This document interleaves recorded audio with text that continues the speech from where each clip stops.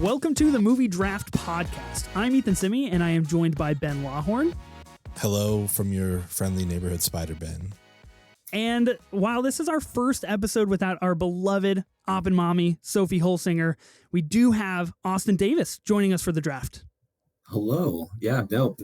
Well, thank you. Appreciate it. Coming out of podcasting retirement. Intro for me, Yeah. Today, we are collaboratively drafting Spider-Man movies.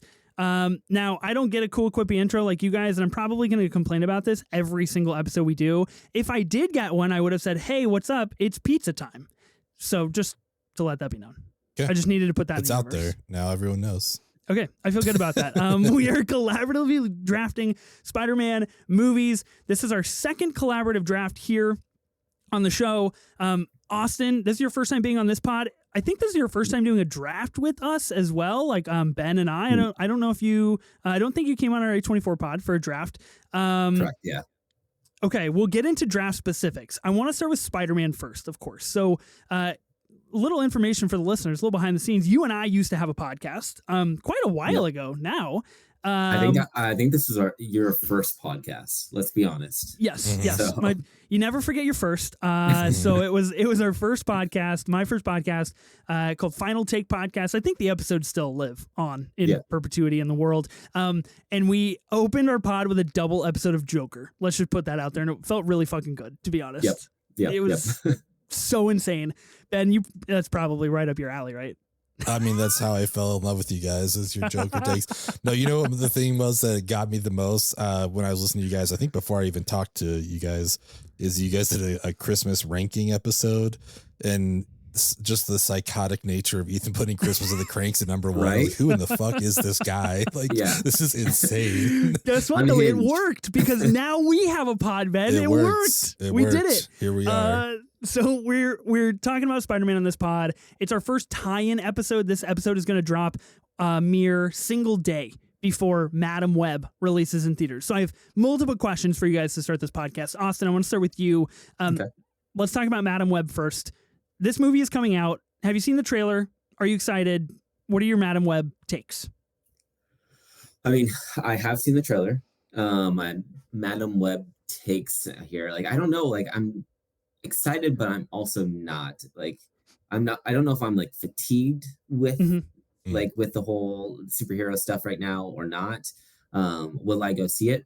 Yes. Will I enjoy it? Who knows? So that's a good attitude. Ben, Madam Web?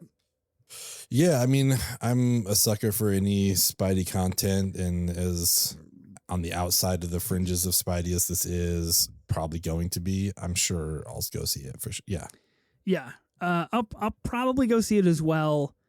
I've got to be honest, it looks like absolute dog shit. It looks so bad. But of course, all three of us, we're pretty skeptical, and we're all going to go see it. So that is a little insight probably into how we feel about Spider-Man. I think Spider-Man is a very key movie staple in terms of the superhero kind of landscape and content that we've been getting. Austin, what's your relationship with Spider-Man? I don't want you to give up any strategy or anything for the draft that you don't feel comfortable. I'm not trying to pull too much, but I'm just curious, where do you stand on Spider-Man as a whole? I mean, overall, like, I've always enjoyed Spider-Man. I mean, I remember going to see the Tobey Maguire Spider-Man in theaters, like as a kid, like a mere youth child, all that stuff. And I remember enjoying every little bit of it. And this is like in the era where like superhero movies were just kind of like beginning. I mean, I had X-Men coming out around the same time. Like, it felt really cool to kind of like see that type of thing. And Spider-Man was definitely entertaining. I definitely felt like I progressively like the newer films of some sort. So not to give too much stuff away, but I think like just seeing how it's progressed and how it's gotten to me a little bit better throughout things. Has been big really Morbius exciting. fan, right? Big Morbius fan. Big, huge Morbius fan. Yeah, that's kind of what number one overall pick. Yeah. Everybody actually missed it. Before we hit record, Austin was kind of pacing around his room, just chanting "It's Morbin time" really loudly. Super loud. Mad respect, Austin. You got to do what you got to do to get hyped for the pod. Ben, how do you feel about Spider-Man? Where are you at on the Spider-Man films?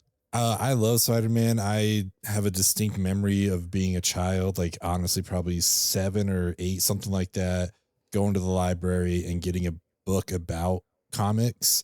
And the first one on the page was Peter Parker, Spider-Man. I was like, cool, this is my guy. Like, I don't know anything else about comics. I just found my first one and this is my dude. Obviously, in retrospect, he's the number one on the page because he's the most popular. Like, it wasn't some deep, dark, dark cut, whatever. It's like, oh yeah, who's the Spider-Man dude? But I was just super into him since then. I worked at a movie theater when that first Spider-Man movie came out, and it was probably became more my personality than it should have been. I loved that movie. I have a too large collection of movie posters in my life with no walls to put them on, but one of them that I do have is a Spider-Man poster from that first movie where the Twin Towers are in his eye lens. Oh, and it was before 9/11 happened when they were promoting the movie, and they pulled them all. And I was able to get one. It's like one of my favorites that I have. So I love Spider-Man. This is my dude. I'm very excited to talk about these movies. That's really cool. I don't have any cool Spider-Man stuff quite like that. I do remember watching Spider-Man 2 all the time when I was a kid. So I was 10 when Spider-Man 2 came out. I wasn't big on movies. Like, my parents didn't like take me to the movies, and like they weren't a huge part of my life. Except for like a few select films when I was a little child. One of those being Empire Strikes Back, and then like Spider-Man 2. That was like when I was a youngling boy growing up, getting into those things. I remember watching Spider-Man 2 just all the time, just much like you, Ben, where it just became so much of my personality and overtook me, probably to a point that was a little unhealthy. And I did not rewatch Spider-Man 2 and prep for this draft because I pretty much know the movie. Like, I just know it. I don't need to rewatch it. I can just like pull it up in my mind. So I really like Spider-Man. And that's all I'm going to say about that. I don't want to give away too much. I want to save some talking points for the draft. I do have a question, however, of draft strategy. So this is our second collab draft, and we'll give a little behind the scenes. Our first collaborative draft, we haven't recorded it yet. We're recording this ahead of time. Yeah. So we don't know how the first one went. We don't know what happened. I assume it was kind of out of control. I would guess. But as of this recording, we don't really know how we operate on this pod in terms of a collaborative draft. Austin, any strategies, any ideas, any stiff arming you plan to bring into the collab draft? Are you coming in to collaborate? Are you coming in to be competitive? I think there's a sense of competitiveness. I think that there's a sense of also pick the best available that is there. We'll see. We'll see how we go. Okay. Ben, I know you're big on the competitive nature of the collaborative draft. I feel very specific though about these movies. I have a document pulled up right now.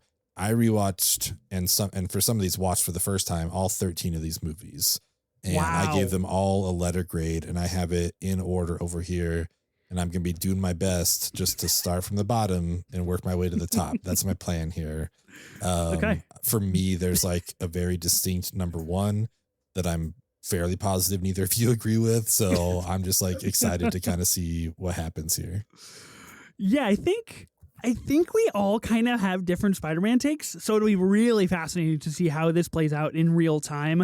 I know, Ben, you did watch some of these movies for the first time, so that was kind of fun getting your texts occasionally about your thoughts and feelings, which I'll save. It could have been good, could have been bad. Who knows? I feel similarly to you, Ben. I feel like I need to come in this pod and things need to go the way that I need them to go. I don't feel okay putting things lower than I personally believe they should go. So, contrary to popular belief, anybody that's listened to 24 Minutes of A24 and our collaborative drafts on there that we did a few times, they know I generally come with a collaborative spirit. Spider-Man's different. It's bringing out the selfish nature in myself, and it's because, much like you, Ben, I believe that I have staunchly different ideals than you guys do. Mm-hmm. We will see. We will see how this goes. Ben, would you please do us the honor of explaining the rules of the collaborative draft and how the drafting and the picks is going to play out? I will. First off, a lot of this comes from our friends over at Screen Drafts. Give them a listen. One of my favorite podcasts out there. We probably wouldn't be doing this without them, so all credit to them.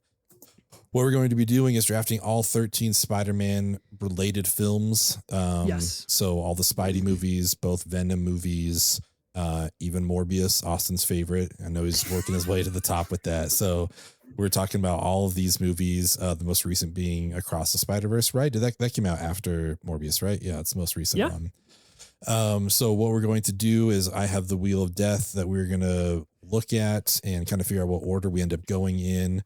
The order that the wheel falls in is the order we get to pick which spot we want to be. So drafter C is going to get spots 13, 12, 9, 6, and 3. They get the most picks out of the whole draft, kind of started out weighted towards the bottom, and they will also get 1 veto.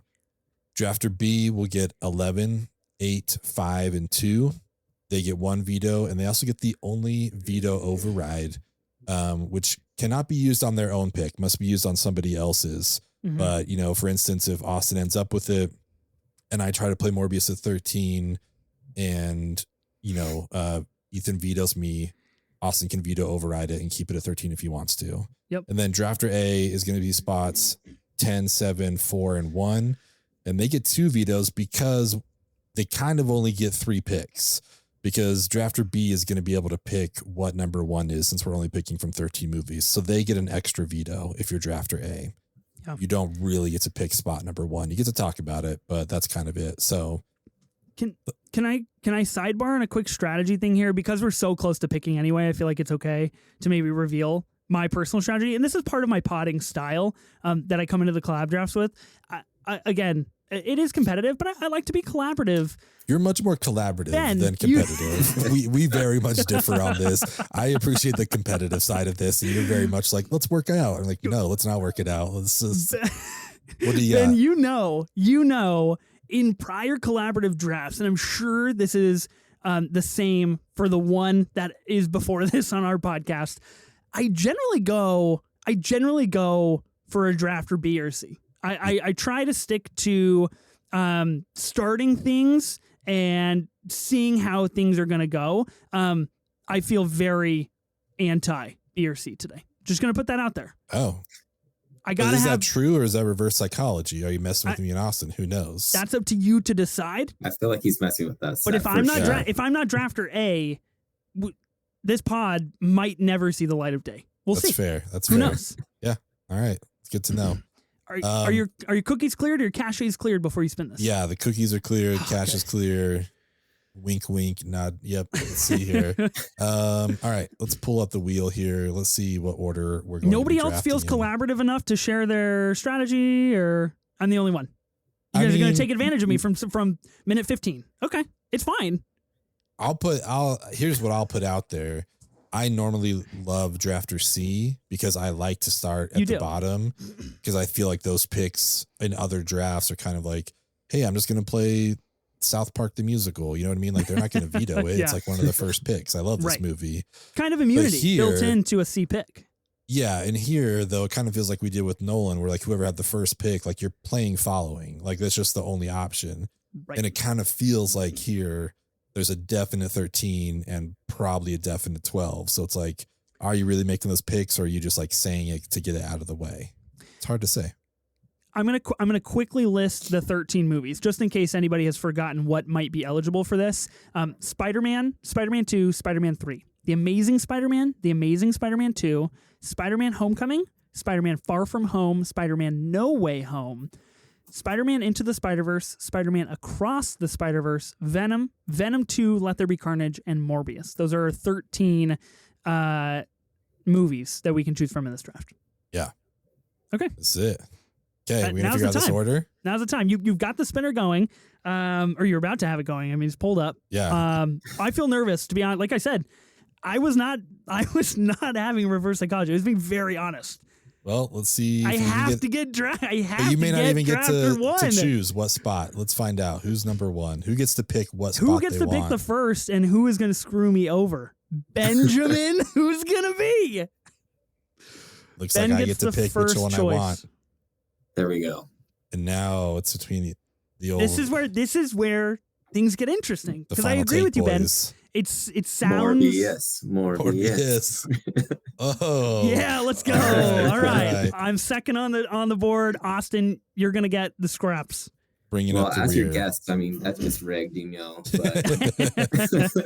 But the good news is that the order that the vetoes get played in is the order that people got in the wheel. So I have to decide first if I want to use a veto before Ethan has to decide, and before you have to decide, Austin. So you get to choose last if you actually want to use a veto. So you can maybe hang on to it a little bit longer. I'm gonna go with B for Ben. I want that veto override. I love a veto override. There we go. Interesting.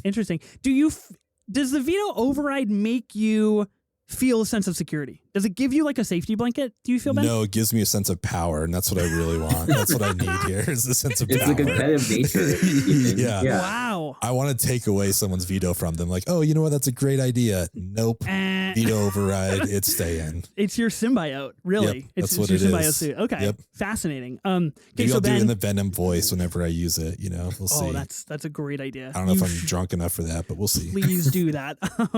Ben, you're going to be drafter B. You get picks 2, 5, 8, and 11. You get a veto and a veto override. Yeah. This is me now. I get to choose. Yep. Well, I'm not fucking picking C. I'm going with A. I see where that cursor is. I know what you're picking. I'm definitely going A. I'm going to be drafter A. I'm going to take picks 1, 4, 7, 10. I get 2 vetoes.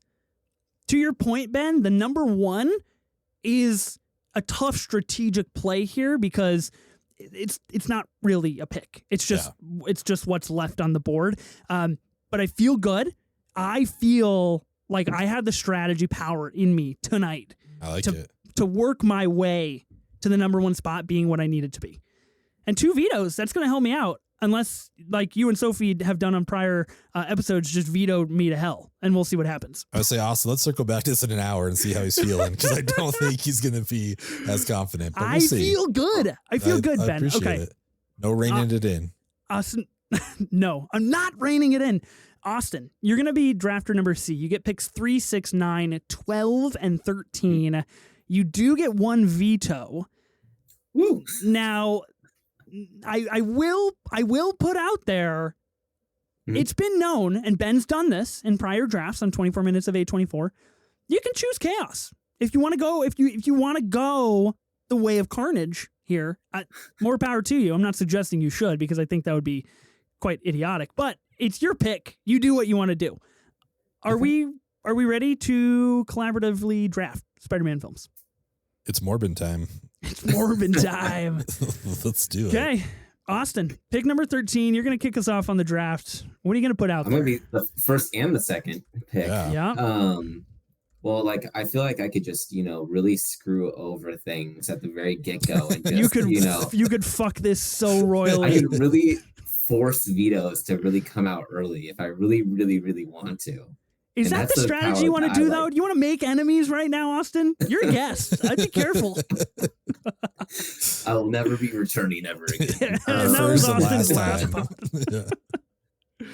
Well, I think, number 13 is a very set in place 13 with Morbius. So okay. That is the right pick. Yeah. So it is, in fact, Morbin time right now. It is Morbin time. With my first overall pick, I am picking Morbin time. Ben was correct. It's just not a good movie. Like, I just can't even recall like a good thing that came from that movie. Like, yeah, I think just maybe the social media presence that Morbius 2 really not Morbius 2 that Morbius created to make Morbius 2. Like, I think that's the only redeeming factor, and that's not even the movie. So that's why, to me, it has to be like a number 13 pick. Mm-hmm. to me, this movie would be so much more interesting if he had done his House of Gucci accent the whole time. Oh, I would have liked it so much more, you know. I'm a Morbius. Let me fly. Morbius. Yeah, you know. I think it would have been so much more interesting. The only thing I like quote unquote liked about this movie was the CGI of like the radar, like his like special power. I'm like, oh, it actually looks kind of cool. That's a horrible thing. Only thing to like about a movie is like, oh, the CGI isn't like awful, but it wasn't great. Like, it's kind of nuts to me that they brought in, you know, spoilers for all these movies, by the way, anyone who's listening, but in the post credit scene, we bring in Vulture, we bring in Michael Keaton, one of the coolest villains the MCU has ever had, and just makes a super lame post credit scene. It's like, how did you make him lame? Like, he's kind of a cool character, but it's just like everything about this movie is just a bummer. Like, it had to be here. Here's the thing about Morbius. It's ass. It's very bad. Yeah. It's a very poor film. The dialogue is very stiff. The visuals are just like not super great. Except the sonar thing is pretty cool. I'll give you that. I remember when I went to go see this film, and of course I did not rewatch it for this draft. I knew it was going to be at 13, and that's where it deserves to be, quite honestly. I remember seeing this movie, and like in the final battle and the final minutes of this film, before the post-credit scene, I was like, oh, cool. So like I just sat through 105 minutes of a movie that's just setting up a sequel. Wow. That was just a complete waste of my time. Like, that's literally the point of Morbius, is to like set up a Morbius 2 and follow up its post-credit scene, which is probably the weirdest post-credit scene the Spider-Verse MCU world has. Yeah. Like you said, Ben, like making the coolest villain pretty lame. I like Jared Leto in certain things. I love him in House of Gucci. I don't like him in Morbius. And I don't like him in pretty much anything else. So amnesty for House of Gucci. Let's just put that out there. I am honestly, like, one of the things I guess that blew me away about this movie is that Jared Leto was 50 when he filmed it. Like, wow. Yeah. He looks great, you know, like that blows my mind that he's 50 years old. But again, Dr. Michael Morbius. Not a great thing to say about the movie. Like, oh, the actor looked younger than I thought he was. Like, that's kind of it, you know? I'll give you a Leto hot take. I actually think he's quite good in Blade Runner 2049. I think he's a good part of that movie. Honestly, my favorite movie with him is like Requiem for a Dream. I think that's probably, in my mind, is his best movie. Yeah. And then the best thing after that is 30 Seconds to Mars. I think this is exceptionally telling that we drafted Morbius and we are now talking about good movies that are not Morbius. So with that being said, I feel good. I don't think anybody's going to use a veto on this one. Morbin time is done. Morbin time is out of the way. I think things get a little bit more interesting here. Not super interesting, but maybe. I don't know. Austin, you got another shot at chaos, I guess. I know. Pick number 12. It's all you, dude. Do I start it off with chaos? That's the thing. No. Do I really? No, we are collaboratively here. How chaotic. I'm curious. I'll be nice. I guess I'm going to go with Venom 2. Let There Be Carnage as number 12. Nice. That one, I actually held off on watching that for like the longest time. Usually I'm like a person that like watches these movies pretty quickly when they are either in theaters or when they immediately are able to be streamed. This one just took me a while to watch, and it felt like it was just trying to go so fast in the movie. Like, it just felt like it was, it didn't really have a whole lot of meat. It was like, okay, we're introduced to Woody Harrelson's character, Carnage, and them be joining together and like really trying to go through and get to wherever the end result of that movie was. And it really didn't feel like there was any substance to it. Yeah. So I would say that's, to me, the reason why I put that at number 12. I think that's a great call. I think this movie lacks any of like the real charm and or humor that the first Venom had, when especially when Tom Hardy's like learning to deal with the symbiote and live with it. And this one, it's like, we get it a little bit, kind of an odd couple, you know, they live together and they're different things, but none of the storylines matter. It's just so weird, you know. It's just like Woody Harrelson's like, I want to be with my girlfriend from when I was 10 or whatever. It's like, okay, I guess, like, if you want to destroy the world for that, you can. I don't know. It's just kind of like it. Yeah. There's nothing exciting about this movie, I don't think. I generally, and this is showing my cards slightly, I just don't like Venom. I just don't think it's funny. I don't attach to the humor whatsoever. And I totally respect people that are like, oh, it's kind of like entertaining and goofball and like funny, weird Tom Hardy humor. And like, that's okay if you like that. That is just not for me. I just like didn't attach to that at all. And so Ben, to your point, like this movie has less of it than the first. And so it just like doesn't work at all. I think it's a really scary thing that I literally did not remember Michelle Williams being in this movie until I looked at the cast list right this very moment. So I've kind of scrubbed Venom 2 Let There Be Carnage from my movie memory. And they get Woody Harrelson to play Carnage. I remember the church scene like looking cool for maybe like a half a second when Carnage is like being like bathed in light, and I was like, whoa, cool. And then like it all went to shambles after that. The movie is bad. It's just not good. And to my point, like I'm never gonna watch it again.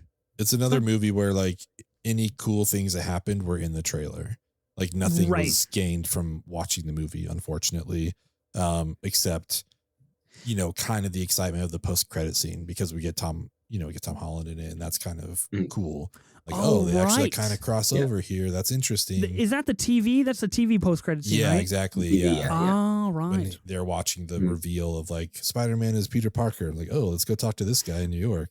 You've just sparked my memory. I literally went to this movie for the post-credit scene because I heard it was good. So there we go. That's what I asked my friend Matt from my other pod too. I was like, is it worth going for the post-credit scene? He's like, I don't know if it's worth it for that, but it's fun. So that's so funny. Okay, cool. Right. I feel good. We're 2 picks in. Very collaborative. Austin, shout out. Way to come in and work together here. I like the energy. I will be honest, we're 2 for 2 on my personal rankings right now. Okay. So I just want to do a check-in with everybody. I feel really fucking good. So happy to hear it. We'll see if that holds. I hope it holds. We'll see. Ben, you've got pick number 11. Yeah. I'm worried because I know the energy you're bringing into this pod specifically is not on my level. So I'm going to start this out by saying only one of these movies has Jake Gyllenhaal in it. Oh my fucking God. Is this your pick? Is this your pick, Ben? But I'm going with the one with Jamie Foxx in it. Rile me up like that. It's got to be the Jamie Foxx movie. Don't do that to me. We're going with The Amazing Spider-Man 2. Man, this movie's it's not awful. I think we make a big jump here from these last 2 movies to, like, for me now we're kind of in the mid tier. Like those first 2 movies we talked about, bottom tier, no question about it. For me, this enters into the mid tier where there's a lot of stuff kind of in this like B and C grade that could like kind of get mixed in. It's weird to talk about this movie because it has a scene in it that like will make me cry, you know, because like it's so powerful and so well done in my opinion. But we also just get like one of the fucking weirdest villains ever who's just like, no one remembers my name. I'm going to kill everybody. Like that's his thing. He's just like, no one knows me. I'm just a guy. Like, isn't that why you're a podcast host, Ben? So if people know your name every week and you don't go full slow electro play here. And if anybody forgets, I'm fucking coming after you and your family. Yeah. I mean, it's just like, it's my birthday and you don't like me. So I'm going to electrocute everyone. It's just like his motivations are so lame. I don't like them at all. I do think this movie really highlights Andrew Garfield and Emma Stone's chemistry, which obviously they also had in real life. I think that storyline is really good here. And again, like a scene that just like breaks my heart. One of the weirdest opening scenes where suddenly like Peter Parker's parents are like these espionage people that are like so weird, die in a plane crash for like some reason. Like, wait, what is happening? Like this is Bruce Wayne's parents, but really fucking weird. Like this is even stranger. Like, all right, I guess they're like going to die in this plane crash now. But then it cuts to one of the coolest shots, which is like us following Spider-Man as he's falling down and like the ripple of his suit from behind. And I don't know, there's such a cool shot there. And then one of my favorite things about this movie that I genuinely wish we could get more of, Ethan, you know this, we talked about this on our other pod the other day. I really want Paul Giamatti to come back as Rhino. Like, I think he's like he's so unhinged and just committing. And I love it so much, to his Russian accent and stuff. Like, this is not good. And I love every minute of it. So if we ever got an Amazing Spider-Man 3, I would hope Giamatti would get back, but this feels like the right movie for this spot. Do you think Giamatti winning a Golden Globe enhances his chances of coming back as Rhino, or is that a hindrance? I hope he uses it as leverage. Like, listen, you guys, get this movie made. Amazing Spider-Man 3 with Golden Globe winner Paul Giamatti. Yes, 100%. That's fair. That's fair. I'll save my take for a minute. Austin, how do you feel about The Amazing Spider-Man 2 being in the 11th spot? I think there are other movies, in my personal opinion, that would be fitting in the 11th spot over The Amazing Spider-Man number 2. Okay. Personally. Yeah, I know what Ethan's trying to bring out here. I'm just trying to get your takes, man. Here, I'm just here to pod. I'm just here to create content. That's all. Ethan has to declare whether he wants to use a veto first or not. So don't fall victim to that. Oh, no. I think it's more like he knows my my personal favorite Spider-Man in this scenario. Yeah. And so I think that's why he's trying to push me on this current topic. But I think for this number 2, I could say I'm fine with it there. I could put others there, but I'm fine with that one being there. Is Andrew Garfield your favorite Spider-Man? Do I need to reveal that now? You don't have to. I'll tell you mine. Are we going to be? I think that answers it right there. For me, I'm just going to put mine out there. My favorite. We're Spider-Man, doing this now. Okay. I'm doing it now. You guys can do whatever you want. But I think it makes the draft more interesting as we go. Let's go. Andrew is the best Spider-Man. Toby is the best Peter Parker, and Tom is the best overall. Interesting. Like, if I'm doing a ranking system here, or a grade system, Andrew gets like a 95% Spider-Man. He's great as Spider-Man. He is too handsome and fucking cool to be Peter Parker, though. Peter Parker doesn't skateboard like that. You know what I mean? Like, he's just too cool. I don't buy him as Peter Parker. That's fair. Toby's the opposite, where he is the nerdiest nerd. He's a perfect Peter Parker. But him as Spider-Man, for me, is never quippy enough, and never, that side of him enough. Whereas Tom, I think, is a good mix of both. He's a good nerd, and he's kind of funny too. But I would give him an 85% on both. Whereas the other guys would get 95 on each individual. So that's my rating system. Andrew's my favorite Spider-Man. He's got the funniest quips in any of these movies. I love him. I think he's great. I just have a hard time with him as Peter Parker. It's you would not have a date. You're too fucking handsome and cool. It's not, you're not the lowly nerd or whatever. You're Andrew fucking Garfield. I actually agree with you, Ben. I agree with you on this take. Okay. And really, Ethan? And I feel like I need to talk through this briefly to make sure that I actually do agree with you on this take, because I only rewatched one Amazing Spider-Man movie for this pod because it's been so long since I've seen either of them. And it was not this one. But when I did rewatch the first one, I absolutely agree with you. My very initial impression was you're way too cool. You're skateboarding through the hallways. Your teacher tells you, do you want to keep your skateboard?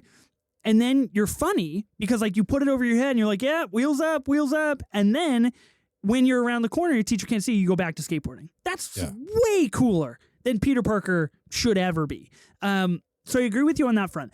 I think that Tobey Maguire is a better Spider-Man than you're giving him credit for, but it's the hindrance is that Tom Holland is so good at both. And if Tom Holland wasn't so good at both of those things, then I might differ on this opinion. But that's where I think the MCU got it really right with Tom Holland and found the sweet middle ground. And I probably feel that way about Tobey Maguire just because I grew up with him. That was my Spider-Man, growing up. I never saw Andrew Garfield when I was young. I never saw him in the theaters I did with Tom Holland. So I have these different personal relationships with where I stand on each of these guys. But I think you're right, Ben. Austin, are you gonna triple this one up? Feels like the right take. Uh-oh. So Andrew Uh-oh. Garfield has been my favorite like Spider-Man since seeing his take of Spider-Man. I remember when Ethan and I did our podcast, Ethan's views were different. I've evolved. I've changed, Austin. See, I feel like because when I was like, okay, Andrew's my favorite, like whatnot, that was like a hot take. No one agreed. And then you know what? Spider-Man No Way Home came out, and The I feel hive like rose for you, brother. Yeah, they have changed their tune. People are like, oh yeah, Andrew Garfield. So I'm like a little bitter because of like Ethan's take earlier. That's understandable. Against me. I ruined you. So it's like you see a band in a small club and then suddenly they sell out and they're doing like stadium tours. Like, well, I liked them when they played the fucking club shows, you guys. Like, I'm not here at the fucking arena with everybody else. So I get it. I totally understand. Yeah. I get it. I will say I don't think that Tom Holland is as good as a Peter Parker. Because I don't see him with his use of intelligence a lot more versus like Tobey Maguire, where like you can see that he is actually a really smart guy. Yeah. I get like that Tom Holland is like a high schooler and stuff like that, but he was also supposed to be like one of the top students in his class. Yeah. Dude, he's fucking building Death Star Legos. That's like 25,000 pieces. You got to be smart to do that stuff. To be fair, it's Ned's. You know what I mean? Yeah. So. Okay. Well, he's helping him still. The guy in the chair. Lending the brains. So I'd say that's my take on Tom Holland versus Toby. And I'm with you on that. I think Toby's a better Peter for sure. I think when I think of Toby as a Peter, I think of one of the first scenes of the first Spider-Man movie when he is running after the bus. Just completely encapsulating that in a very perfect manner. He's just like slapping on the side of the bus. He can't catch up to it. He's trying to do it. And he's just like the kind of the ultimate nerd loser. I think we should save our suit conversation and put a pin in that for later, since we just did the Spider-Man conversation. And we've really only talked about one true Spider-Man so far. True. So I think it would be better spent later. Any more Amazing Spider-Man 2 takes? You got anything? I'm good. You ready to move? Got it all out. Okay. Did you guys remember that BJ Novak is in this movie? Because I sure didn't. Oh yeah, he works at the laboratory or whatever, right? Yeah, That's his crazy. character's name is Alistair Smith or Smythe. Yeah, I don't know. Works for Oscorp, I think. Wow. Okay. Small beginnings. Number 10. This is me. This is my first pick. Now, I understand, Austin, what you're talking about with the potential ability to wreak some havoc here. I feel in power. And really what I'm feeling right now is I'm not looking at the screen where we are having our little session. I'm looking off to the side and I'm looking at my lineup here. Mm-hmm. I can feel you like staring into my soul. Good. I just want you to know that. I want you to make the right pick. I also want to make the right pick. I'm here to collaborate. Okay, I don't know. I genuinely don't know how you guys are going to feel about this. At number 10, I am going to nominate Venom. I don't think either of the Venom movies are very good. I think the first is better than the second, obviously being shown of where we're placing. But I just personally don't think it's a very good movie. I don't attach to the character. I don't attach to the humor. I don't like it very much. But I don't know. Riz Ahmed is in this movie. That's pretty cool. But it's not cool enough to move it up from number 10. I mean, I agree with you. Like I said, I kind of had these like graded, like a grading system. And this and Amazing Spider-Man 2 and another movie for me are all in the C grade. A version of like C+, C minus. They're all in there though. So like this isn't too out of place for me to want to veto it. I do think we get some fun stuff with Tom Hardy when he's like learning to live with the symbiote. I think the symbiote's pretty funny, but the movie doesn't really work until we get there, and it takes a little time, unfortunately. Michelle Williams, I don't know what she's doing in this movie. Like she's too good for these things, Tom Hardy is great also, but like, I don't know why he signed up for this. Academy Award nominated for The Fabelmans. And she's like, nah, I got to do Venom. Then I'll do the Fablemans. Yeah. It's then like, we'll get I don't around get it. to it. Yeah, I don't know. Like it's fine. It's the way I like to explain the movie Upgrade to people is imagine if Venom was good, you know, and that's kind of how I feel about it. Like I wish Venom had done more because the premise is there, and I just don't think it really capitalizes on it. So I think it's fine at like number 10. It doesn't need to be any higher, in my opinion. In my opinion, you actually had it right where I put Venom. Okay. So we did it. Yeah. So it aligned there. So no issues. Okay. I feel good. I feel good about that. I genuinely just wanted to toss it out there. And I feel like I stuck the landing. You did it. Oh, wow. We are Venom. We are. Is that a thing? Did they say that in the movie? I don't know. I don't know. We are a group. Yeah. Okay, great. Awesome. This is where things get a lot more fascinating, I think. We've got the crap out of the way, and now we're on to the good stuff, but kind of good stuff. Yeah. Austin, this brings us back to you at pick number 9. Nobody has used an ability yet. Interesting. Yeah. Keep that in mind. We've got 9 movies to go. Austin, go ahead. Number 9. Well, I'm going to keep on this trend of Venom type characters and go with Spider-Man 3. Oh, no. Okay. Oh, Okay. no.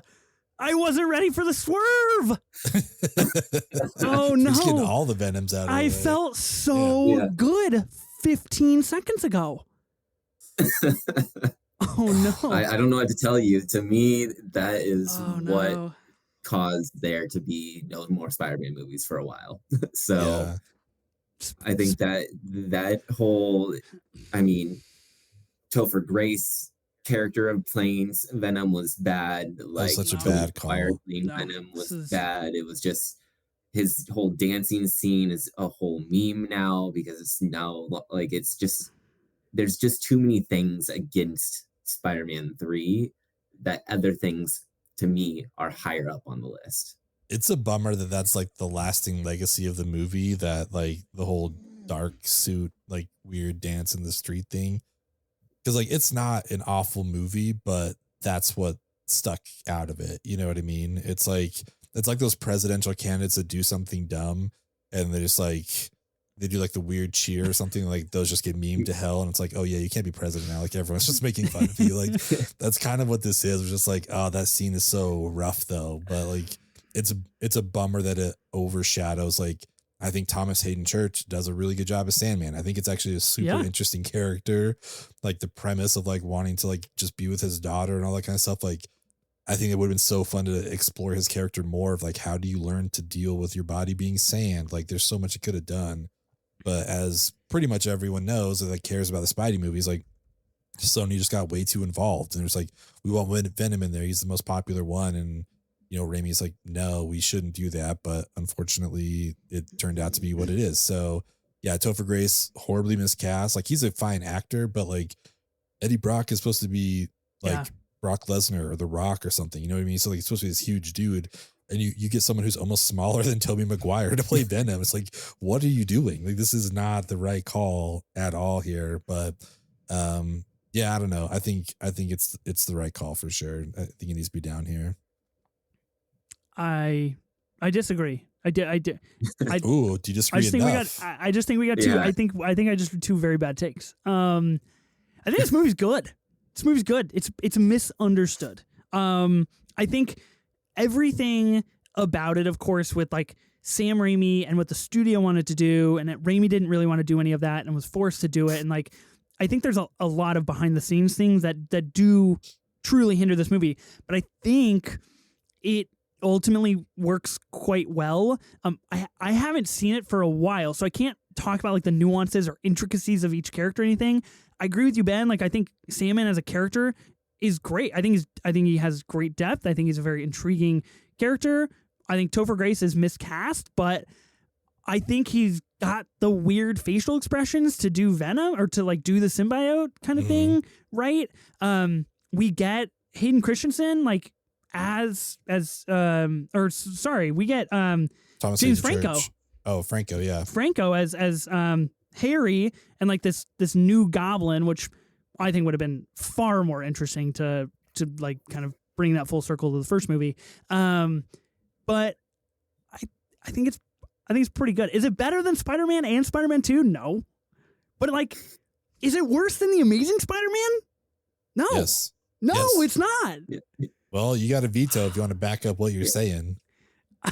Just Here's the I thing. mean, just to note, there's a 5-year gap between Spider-Man movies if we're looking at the time frame of things, and every other movie has like within a couple of years.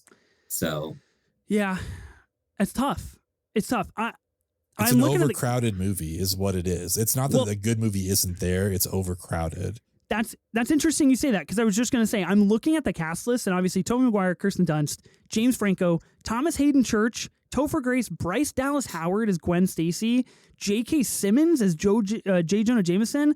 Like, you get Willem Dafoe as Norman. Like, you get some really big names in this movie that make a pretty stellar cast.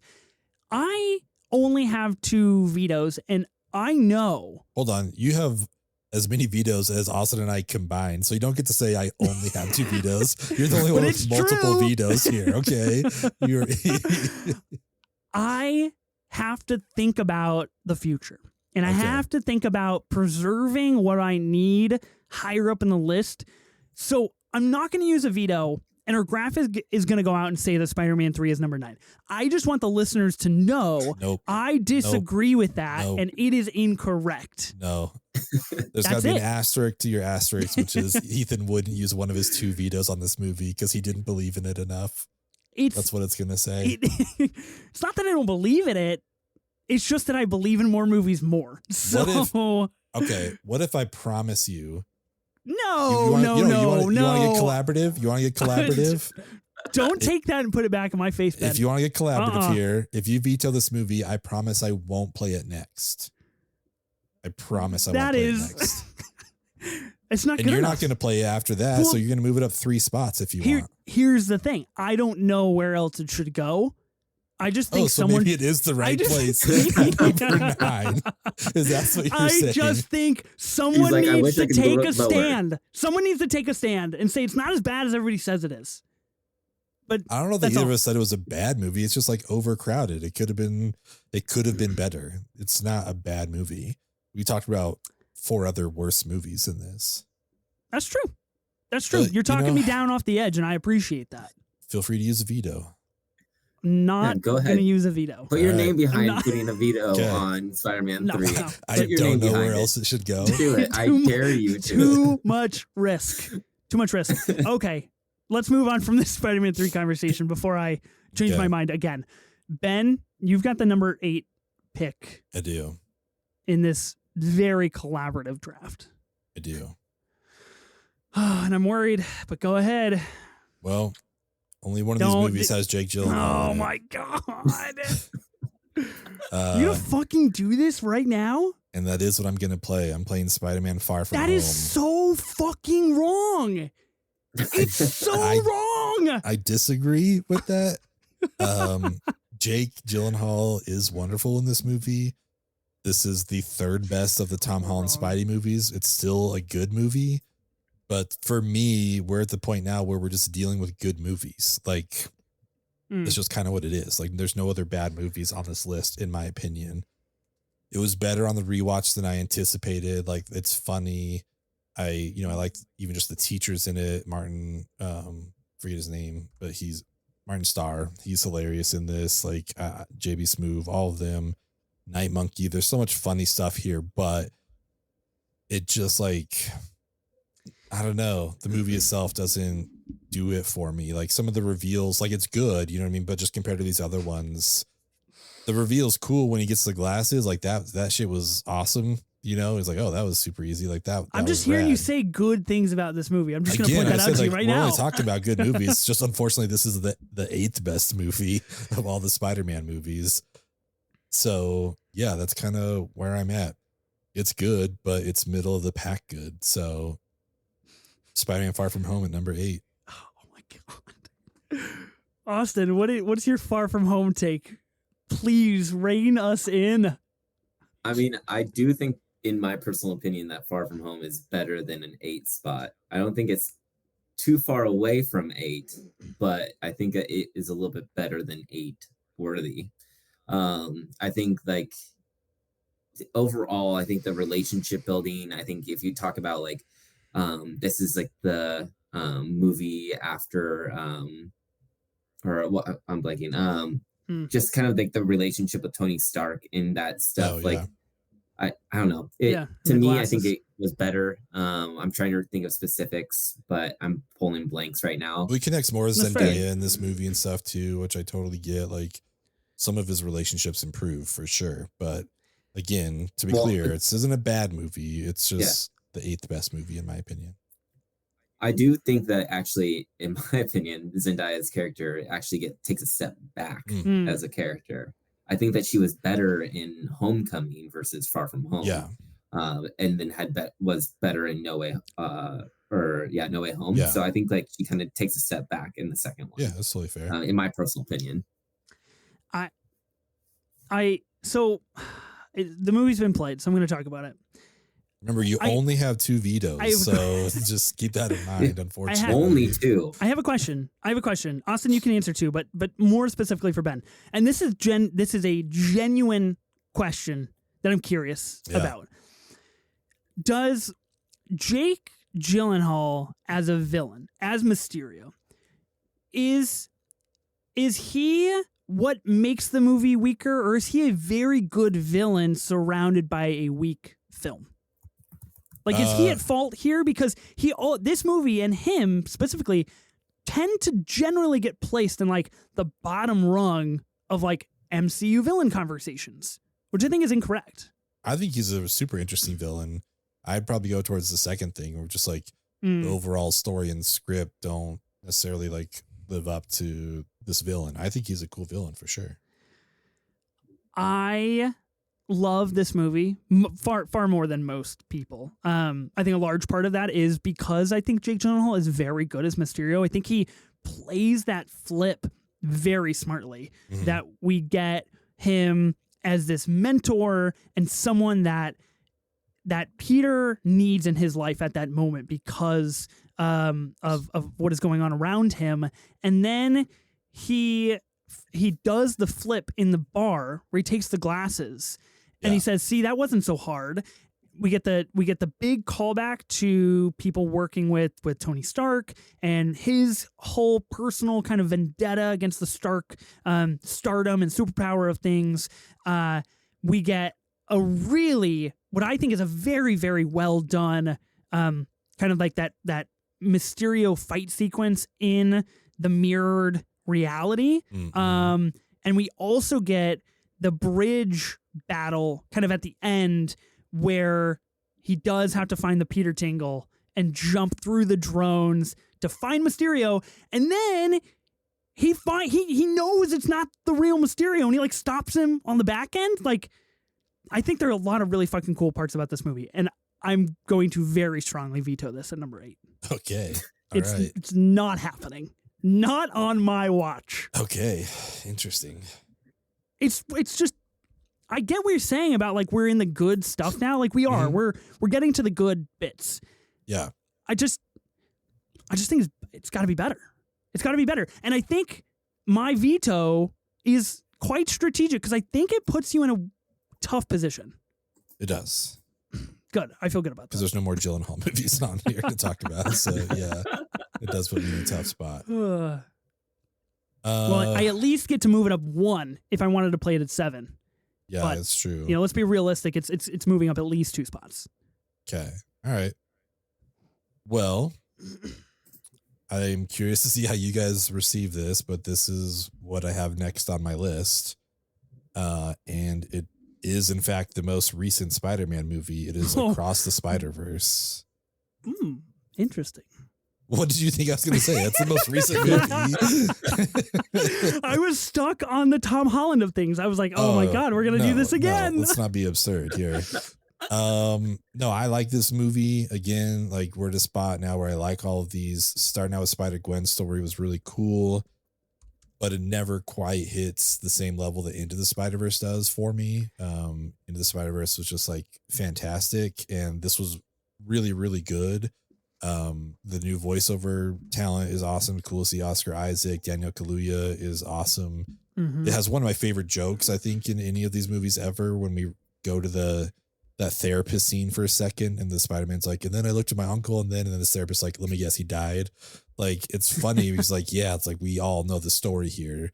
Obviously the visuals are great. Everything's super wonderful, but it just didn't hit the Into levels for me. And I have it below everything else that I have above this, except Far From Home. So this is my next play. I'm going with Spider-Man Across the Spider-Verse. I don't disagree with you. Okay. I think this is tough because, Ben, I at least know from our perspective, we're a little bit colder on Across the Spider-Verse than pretty much everybody else, I think. It's generally, it was the highest rated animated film on Letterboxd in 2023. It's actually coming back to IMAX in a couple weeks at time of recording. Once this pod is out, it will have already passed. It'll be nominated for an Oscar. It's a big deal. It's a big deal. Very good Spider-Man film. I agree with you, though. For me, it just didn't live up to Into the Spider-Verse. And when we're chopping up what needs to come next in this list, it's got to be something. And I think that is unfortunately on the chopping block. Austin, I don't know how you feel about Into the Spider-Verse or Across the Spider-Verse. I haven't got the chance to talk to you about either of these films. Where are you at on Across the Spider-Verse? With Across the Spider-Verse, actually, I think this is kind of right where I put this movie. Okay. So there, my order isn't fully there, but it would have been a little higher up, one more, I think, honestly. Yeah. It definitely didn't have that oomph that the first one gave, like you all have mentioned.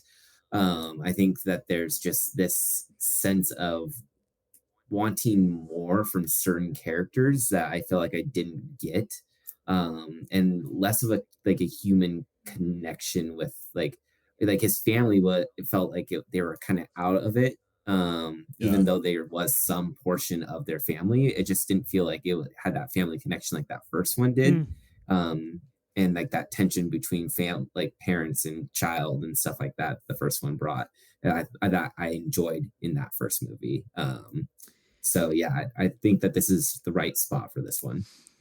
Can we quickly, I have two questions regarding this movie. Unless anybody's going to veto this, then I'll save them for when we might talk about this next. I'm not going to veto. Austin, are you going to veto this? I don't know. No, this one? Yeah, no. this movie No. specifically. Okay. Yeah. So we're all clear. This is what is going to be at number 8. Okay. I have two questions. The first one, let's at least recognize how fucking cool like the last 15 minutes of this movie are, with like the other Miles Morales and the Prowler storyline and everything that's taking place there, that it is setting up for the much broader part 2. I think that's really exciting. Second question I have for you guys, is this movie going to win Best Animated Feature at the 2023 Academy Awards? I mean, it's what I predicted for the Golden Globe, but The Boy and the Heron came through.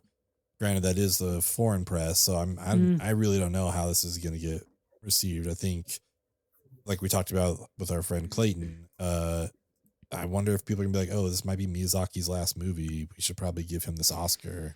I don't know. Be curious. Austin, do you think it'll win? Yeah. I don't think it'll win. I think it is the Boy and the Heron, like that it will probably win that one, to be honest. So not my personal choice for Oscar winner. This is interesting because I do think it's going to win Best Picture.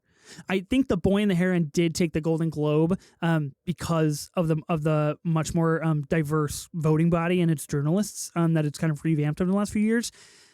But I think Across the Spider-Verse, at least for the Academy Awards, has the stalwart appeal of the animation, of Lord and Miller, of these kind of storylines, the voice cast, what it means for animation as a whole, like all of that.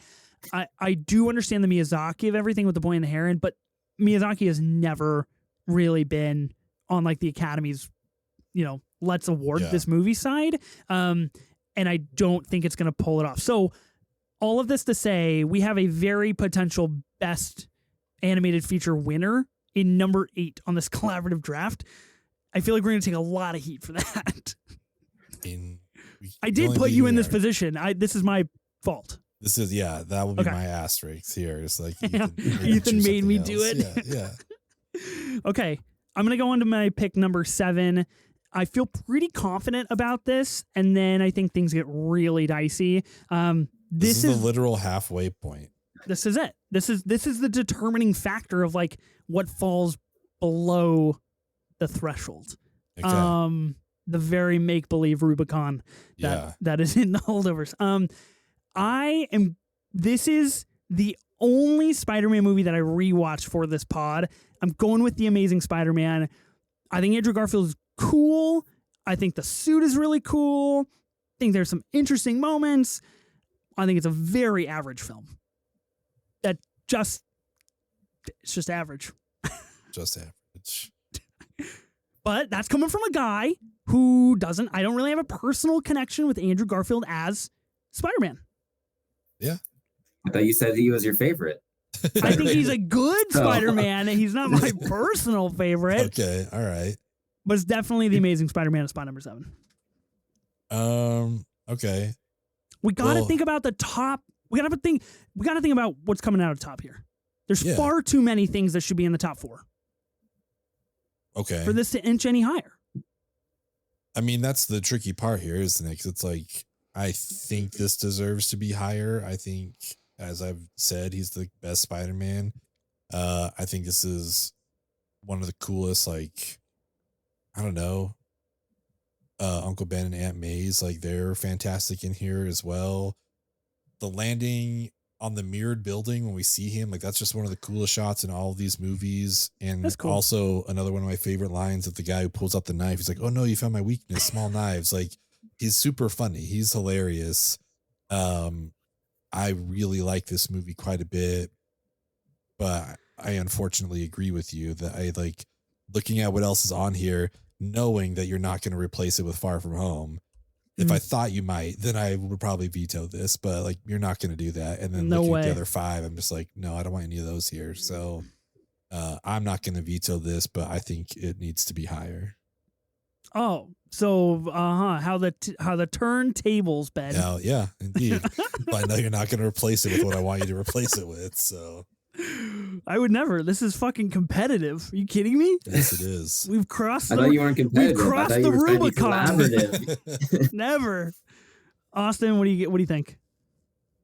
I personally believe that this movie should be higher as well.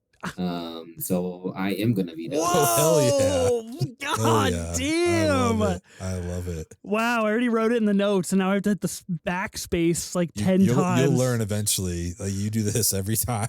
Every time. Locked in. I swear to God, it's like karma. Every time I write something in the doc before it gets to the last person's veto, gone, disappeared. Okay, so you really do like this movie more. You think it should be higher? Yes, significantly higher. Significantly higher. Okay, I like it. Oh wow! Well, this draft just got very fascinating. See, this is where the meat and potatoes is going to be really happening. Where do we go? This is where like the real conversations are going to be had. Jesus Christ! Where do you go from Jake. here? You know you want to play Jake. You know it's where do you middle go of the from road. here? Far from home. Where do you go? That's where you go. Okay, so we haven't played any MCU films yet.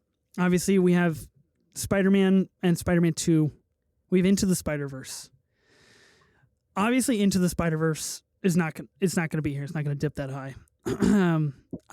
My personal list is very much in very stark distinction from what we're coming up with right now. So I am kind of caught having to wing it here and trying to figure out what my play is as we go. So Austin, congratulations. You really put me in a spot here. I felt really good because I thought we were sewn up and I thought we were going to have a really fun top 5. And now I think we're just all out of sorts. So we're going to have a really good top 5. Top 5. Yep. Get out of here. Get out of here. Okay. So let me clear things up really fast. Austin, you used your veto. I have used one of my vetoes. Yeah. And Ben, you still have your veto and veto override. Indeed. You sure you don't want to use your override on this play? Pretty sure. I feel like you're like wasting You're time here. really You should just, take like, your next bantering one. here. Yeah. Dude, I told you I'm trying to fucking figure this Stop out. filibustering this. Jake You can't Gyllenhaal. I'm Just filibuster. trying to do it. vamp. Just do it. Bro. God, yeah, you guys really put me in a tough spot because I now have to eat my words because I was like, oh, at least Far From Home is going up at least 2 spots because there's no way I'm playing at 7. But you guys are, you guys really fucked me. Okay, we're gonna go Spider. We'll go with. Oh. What's it gonna be? You got Homecoming? Are you gonna do the first Spider-Man movie? Are you really Dude, gonna play Jake Homecoming- here after you use the veto Homecoming on it? is so good, though. That's the problem. I'm- Homecoming has some of the single best Spider-Man moments in any Spider-Man film. Yeah. And to put it at number 7 would be sacrilegious almost. It'd be like, what? So just scrap the activity. I don't even know why we're doing it. I have to play Far From Home. I have to. You guys have left me no chance because there's just no other way I can play anything here. My thoughts and feelings on Spider-Man Far From Home are very clearly known. I think that should be much higher than 7. And I personally have it in my top 5 Spider-Man movies. Make it happen. What am I going to do? You tell me what to do, Ben. What do you have below it? If it's in your top 5, play Yeah. whatever your number 6 or 7 is. No, because that's psychotic. No, I mean, it's your list. I man. couldn't. Yeah, You know, made you it. can make it at least the number 6. You can put it in the top half. Right now, it's not going to be in the top half, and you can make it happen. No, I got to reevaluate my personal list then. Okay. I'm live time changing my thoughts on Spider-Man's. What a Because move. right now, and this is, I cannot believe I'm going to publicly say this. I should have put way more thought into my personal list. That's very public on Letterboxd. I have Spider-Man right below Spider-Man Far From Home. Okay. And there's just no way that in good conscience I can be like, yeah, Willem Dafoe's Green Goblin. That's not as good as Jake Gyllenhaal's Mysterio. Like, let's fucking get that right. Okay. We know it's better. All right, man. You did this to me. I'm going to sleep so well tonight knowing that I got you to not play this in the top half. Like, that's crazy to me. I thought for sure you insane. were pushing it up. You had 2 vetoes, and I thought they were both getting used on Far From Home. I did not think you would play it here, but I respect you coming to your senses. I may not appreciate it, but I respect it. I called upon the Peter Tingle, and this is what it said to do. I like it. Okay. I had no choice. Far Do we From have any more Home. thoughts on Far From Home? Just in general, like I said, I think it is quite a wonderful movie that is unfortunately superseded by 2 very good movies on either side of it in the MCU. Yeah. Like I don't think the MCU trilogy has a bad film. I don't think it's got what like a Spider-Man 3 is or an Amazing Spider-Man 2 is to like that collection. And I think that's the best trilogy in the MCU. That might be a bit of a hot take, but I stand by that. All right, man. I like it. Well, I'm just fuck. blown away. I'm still just coming to terms with it, but I appreciate it. You and I both, brother. You and I both. You and I both. Right, so is it my turn? now? Yeah. Is that Okay. That's okay. Austin, you've got number What a- 6. Well, I'm not gonna pick. I'm gonna just let you know what I'm not gonna pick right now. It's the Amazing Spider-Man. Oh, yeah. I'm That's- gonna let you know. That is wow. I love it. I love it so much. I wouldn't have I the just- guts to I'm do it, but I appreciate it. Literally human Chernobyling right now. I'm actually combusting as we do this. So good. I am going to pick Spider-Man Homecoming. Oh my god. Okay. as What my are we number- doing? Oh my god. The reason behind why I do this is because I think that there are better Spider-Man movies ahead of it, and that's why I'm kind of putting it in the middle. I think it's a good kind of middle Oh of the my ground God. movie. It really introduced Tom Holland well. I think that I just think that there are better movies, and I can't, in my own good conscience, put this higher than the rest. Dang, Wow. dude. Wow. Ben, how do you feel right now? Kind of speechless. Like, but this is the thing. Like, this is, I had 5 movies with an A ranking, and this is one of them, and we're not in the top 5 yet. So just like, I don't know what to do here. Can I game this really quickly?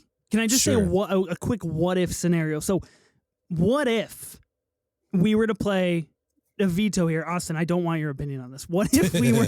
What if we were to play a veto here? Do you think that we would shoot ourselves in the foot with that and end up dropping something that needs to be here? I think we would, because there's no way, Austin, I'm talking as if you're not here. There's no way Austin plays The Amazing Spider-Man here. Yeah, we know that. And so then it's left to 4 movies, which are, you know, spoiler alert for my rankings, but all A+ movies. You know what I mean? So that's why I'm hesitant to veto it, but at the same time, I don't know what to do. I genuinely did not think it would be this difficult when we got to the top 6. It's I kind of totally underestimated this draft. Like I want to see you veto him just because I want to see what he replaces it with, but there's only one of those that I'd be like kind of okay with, and I don't know if you would pick it. Austin, will you do me the honor of telling me what you might replace it with if I veto it? No, not at all. Morbius. We're moving it up. I just can't, in good conscience, I can't take anything that's still on the board, like lower, like in this spot. It's insanity. Shit, man. Well, then I guess let's talk about the movie, because like I said, I think he's the best Peter Spidey mix. I love how this starts out with that video diary, you know, from Civil War, like of him at the airport and stuff like that, in his new suit and everything. I think that's really cool. Hannibal Buress is hilarious to me when he's talking about Captain America. He's like, I'm pretty sure this guy's a war criminal now, but whatever. We're just gonna listen to him anyway. As a person who has a favorite movie being Ferris Bueller's Day Off, I appreciate the Ferris tribute here where he's like running through the backyards. Like, I really like that. Donald Glover's fucking awesome. We get a little nod to Miles Morales, which is really, really cool.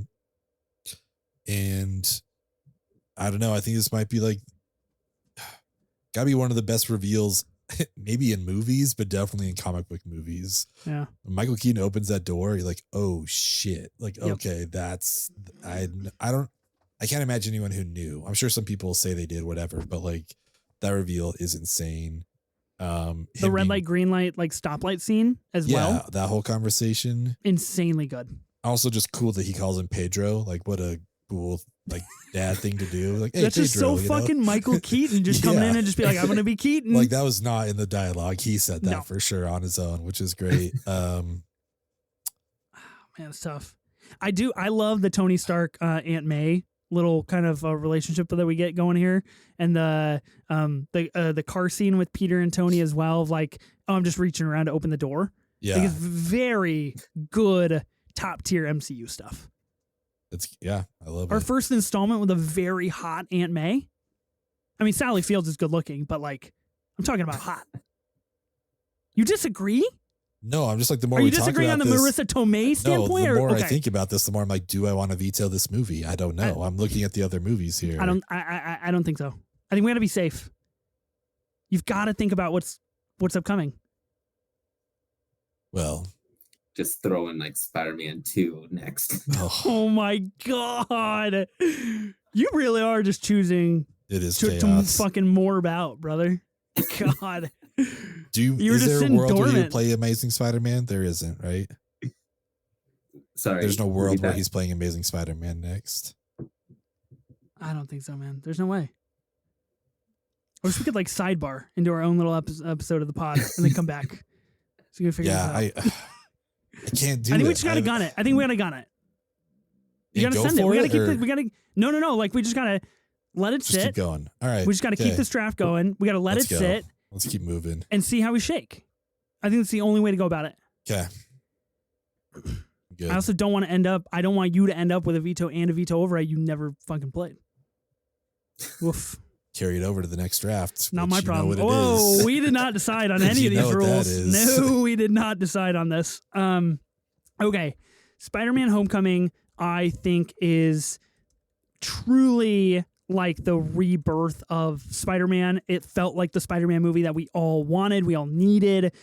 It was the epitome of Peter Parker and Spider-Man. Really cool suit tech. I think his original suit in this movie, I'm a huge unapologetic fan of the Iron Spider suit. I know a lot of people don't really like it. I think this suit is next in line. I think it's very, very good. I think it's ultimately like a pretty compact Spider-Man movie, which is beneficial because then we jump to Far From Home, which of course takes place overseas. Then we get No Way Home, which is multiversal. So it's our smallest Spider-Man movie. The one scene I want to call out is where he sees his face in the reflection of the puddle and he's able to call upon him being Spider-Man, and he figures it out. And that's his moment. He realizes he's enmeshed in this identity. I think it's a very well written Spider-Man movie. Michael Keaton is just super cool. I think it's hard to put it at 6, but I think we've got to move on. I think we got to see how things shake. I'm far too nervous to keep sitting on this. Great montage too when he's stuck in that warehouse. And we get that montage of all these things he's trying. He's like, how long has it been? It's like, it's been 37 minutes. It's like, oh shit. Okay, we're gonna be here a long time. Yeah. All right. Well, okay. So what are we at now? Number 5? Do you feel good about that, Austin? Do you feel good that you put Spider-Man Homecoming here? Because I hope you don't. Oh no, I feel good. Oh my god, he doesn't feel good. He feels great. No remorse, dude. Probably, honestly. Well, I know my list, and my personal list is going to be messed up here in like 1 or 2 turns. So it's like whatever. I imagine it's going to be right now because I am going to go with Amazing Spider-Man at number 5. All right, we did it. We collaborated and we all won. Like I said, I've teamed up against me. I love Andrew this is so what you much. get. This is what you get when you do this. I love Andrew, but the other 4 movies to me are all like A+ movies. So for me, it just has to fall here. I've talked about it enough already though, but I really like this movie. So I'm not going to veto this. I feel very happy about this. Austin, you had a veto. You've already used it, so you are helpless in this situation, and I feel really good about that as well. I'm having a hard time looking at our list so far and being like, oh yeah, The Amazing Spider-Man is actually better than Across the Spider-Verse, Far From Home, and Homecoming. That's insane. Collaborative, but here we are. It's the draft, I'm happy for you, Austin. You're happy. I'm happy. And that's all I'm going to say about that. I don't feel like we need to talk about The Amazing Spider-Man much more. Unless you got something to say. Yeah, I got stuff to say. Come on, you're just going to ignore my thoughts here. Hey, man. How dare you? Moving on to more important topics here. No, so personally, this is one of my favorite Spider-Man movies. So like I said, that Andrew Garfield is my favorite Spider-Man. This is probably what led me to wanting to veto it in the first place, being lower on the list. Honestly, I had this even higher on the list because again, this is my personal list. Yeah. So I'm gonna have it higher up. So I just really liked Andrew Garfield's take on Spider-Man. I think that he really did play that playful like quip of a Spider-Man that really is making fun of his the people that he's fighting. It just made me feel like when I remember stepping out of the theater being like, dang, like that this is my Spider-Man. This is my guy here. This is who I want to see play this character more and more. So yeah, so I mean I can't do anything about it. But here we are. It's here. Yeah. And you know what? I'm not gonna be mad about it. I'm not gonna be like, well, I wish things were vetoed, but it's like some people. Yeah. Look, let's you bumped it from 7 to 5. You made it into the top 5 for The Amazing Spider-Man. So you got it higher than Ethan got Far From Home, and he apparently loves that movie. So good job. Apparently, he allegedly loves Far From Home. Apparently, you out-strategized me. That's for sure. I just wanted to be known this is our first episode without Sophie, and things are just really fucking off the rails. I think the Oppenmommy brings us all together and holds us down. So Sophie, if you're listening, please come save me. Yeah. This is not happening how I wanted to happen. Okay, that puts me at number 4. It's going to be me number 4. Austin, you'll get number 3. Ben, you'll get 2. I'll get 1. I think, in my opinion, there's only one movie that should go here, and I don't feel good about I don't feel good about putting but I'm going to do it anyway. I want to see how things happen. I think it's got to be Spider-Man Into the Spider-Verse. We got to put this at 4. I'm trying to think about what our top 3 is going to be, and I just think it's too important what our 1, 2, and 3 are. And I think Into the Spider-Verse is just on the edge of that. Fantastic film, excellent Miles Morales story, excellent Spider-Man story, insane animation, changed the way things could happen, both in comic book movies and animated films. Really dynamite soundtrack and score.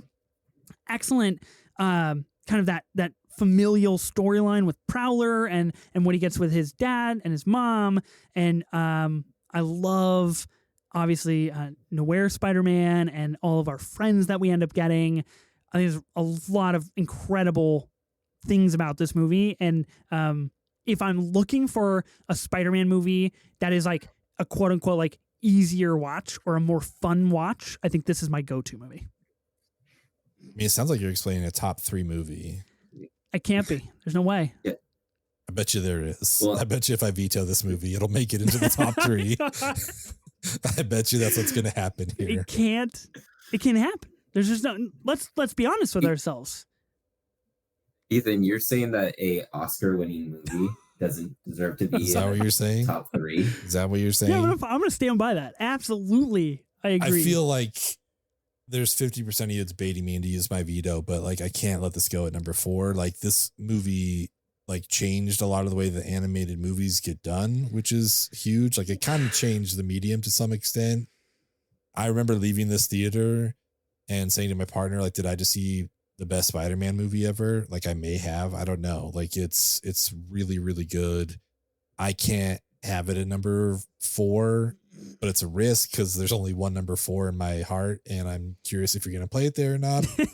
I don't know, but yeah, I'm going to veto this. Oh my God. Why do you guys always gang up on me every episode? Do you want me to override myself? Please. I'm going to bend the rules for you. I'm going to let you do it. Okay, well, I don't feel good about this. I got vetoed at number 7. I get fucking vetoed at number 4. Into the Spider-Verse is great. I didn't say anything bad about Into the Spider-Verse. We're in the top 4. There's nothing bad to say about any of these movies. But there's like better stuff to say about some of the others. Austin, where do you stand on this matter? It's already been vetoed. I'm going to have to pick something else, but where are you on Into the Spider-Verse? I think that it's a great movie. I mean, Jake Johnson, I love his like rendition of Peter Parker, like this rundown Peter Parker that just, I mean, it fits him well to his voice. Yeah. And I think like just the family dynamic, as I mentioned earlier, when we talked about Across the Spider-Verse was really good. And also just like the diversification of just all these different Spider-Man that we had never even got to experience. I think that this is a top 3 movie. I don't think it is a top 4. I honestly think so. That's fair. No, that's fair. You guys are talking me into it. I'm looking at the cast list. Well, you're forced to, so there's not really talking you into anything here. You're playing me into it. I forgot that Liev Schreiber was Kingpin, which is fucking an elite voice casting, so to be honest. Okay, well, now I've got to pick again. Do we want to have the suit conversation right now? Like just quickly? Who's got the best suit? Because now that we've kind of talked about Miles Morales, we've talked about some of the animated suits, the multiversal suits. I mentioned my love for the Iron Spider suit. I think is really cool. Ben, where are you at on suits? I mean, I think Miles has like the coolest, but the black whenever suit? I'm playing, the black suit. But whenever I'm playing Spider-Man, like on PlayStation, I just do the Homecoming suit. Like I love the classic Spider-Man suit. I think it's really good. What about you, Austin? I mean, I love I like pulled them up just to kind of like look at them. I love the Miles Morales before it was like his official like suit. Like when he was with the hoodie. Like that to me is my personal favorite. I think it just looks a little like it just looks more fashionable, to be honest. So I would say maybe that one. I don't know. I do love the Homecoming suit as well. So I'm saying just the functionality, a little bit more like tech to it. So that Homecoming suit exists in a movie that we placed in number 6. So just let that live in your Kind mind. of crazy. It's a suit. It's not a movie. Yeah. Don't try to do that to me. When I play Spider-Man, the suit that I generally go to is the Miles Morales like hoodie and the puffer vest. I think that is a very, very strong Spider-Man look. I don't think he's ever really wears that like in a movie, but it's pretty sick to swing around New York in that suit. Okay, number 4, I've got to go with the right movie. And this is where true colors shine. This is where things get truly out of hand. I have to go with Spider-Man, the original 2002 Sam Raimi Spider-Man. Ben, you look very disappointed. I mean, it doesn't matter at this point, so go ahead and say your piece. I think it's a fantastic movie. Like you said, like we're in the top 4. There's nothing wrong to be said, I think, about a lot of these movies. When I want to watch a Spider-Man movie, it is, for me, it does have like that homey feel to it because it's a movie that I grew up with. And I think Willem Dafoe as Norman Osborn, as Green Goblin, is exceptionally iconic. I think there's like very little wrongdoing, especially when you get into the final act and you get this final roof battle and the glider and Times Square and all of these really iconic Spider-Man scenes. Yeah. You get the Thanksgiving dinner where you kind of get this little bit of a reveal and this kind of slow leak. I really like it. I just have to put it at 4. I don't know what else to tell you. I mean, it's the right choice. It's got to be at number 4. The rest of these, in my opinion, are the top 3. In the rewatch, I was surprised that we don't get Jay Jonah until halfway through because he is such like a powerful character that I just assumed he was in the entire thing. But like, we don't see him till halfway. But Dafoe is just like, he owns this movie. He's so good in this movie. This movie's great. Got a great line in this one too, where he like comes home after the, incident and Aunt May's like, "Oh, won't you have a bite?" He's like, "No, thanks, had a bite." And just like walks upstairs, like just those little lines. Super cool to give Raimi the reins to this like superhero franchise. The dude like, doing Evil Dead and stuff, like doing those kind of movies, and then just give him a superhero. And I think he did it wonderfully. So it's a great movie, like you said. For me, the other 3 are better. So I think this is the right spot for it. Austin? Yeah, I mean, I would say that this was actually a little bit higher on my list. Like in terms of like, I should say lower on my list, but barely. So you had a chance. You could have played it lower. No, not. It's best available. I told you this earlier. That was my strategy earlier. So, and I get next pick, so it doesn't really matter after that. So, but I think to me, most of the Spider-Man movies, like Raimi's versions, to me have felt a little campy. I will say that, and like the whole bone saw like character, like the top 5 Spider-Man scene of all time. What are you talking about, man, dude? Dude, he answers the ad and then he makes money, and like that whole montage is sick. Yeah, to me, this is kind of my own bias. I'm not the biggest Sam Raimi comic book director fan. I look at what he did with Doctor Strange, and that to me was not good. It was terrible. And then like Spider-Man 3 to me was really bad. Spider-Man, it was entertaining. I remember watching it, like I said, like in theaters, having a good time, but it still felt campy to me. And that's where I think like when I saw the Amazing Spider-Man come in, that was like, oh, this is what a Spider-Man movie should be a little bit more like. So that's why I would say, to me, I'm totally fine with Spider-Man being the F4. I will say you got me really worried about what you're going to play next, Austin. I don't like hearing all this. I am petrified of what's coming up next for sure. Joe Manganiello, good Flash. Yeah, he works. I think it's great. I think it's a great Flash. Of course, you get the iconic Trey scene that reportedly was filmed countless times until they actually did it. I think you get a really good Ben Parker scene, like that scene in this. And I think there's so many nuanced moments about this movie that make it very, very good. But we're in the top 3 now, and things have to get you just got to get real about what matters. So we've arrived. Here we are. Austin, you want to start us off on the top 3? Do I force a veto to happen? Dude, oh my God. I'm so curious. Oh my gosh. I just want to see Ethan have to use everything. I have like, one veto left. Ben, you have a veto and a veto override. I just have an override left because I. Right. You used your veto on me. Yeah, I used my veto. Fucker. Okay.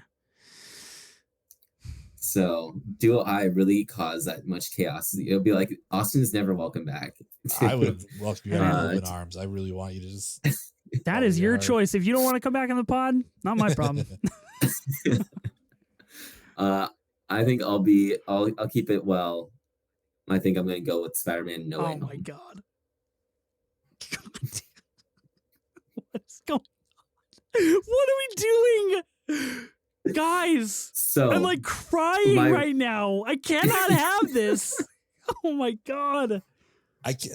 I'm okay. Go ahead. What's happening? Say your piece on this movie. Say my piece. Okay. You have every right to veto this. So the one movie that has your favorite Spider-Man in it here in the top 3, and you played it at number 3. That's insane. Okay. Yep. All right. Oh wow. Yeah.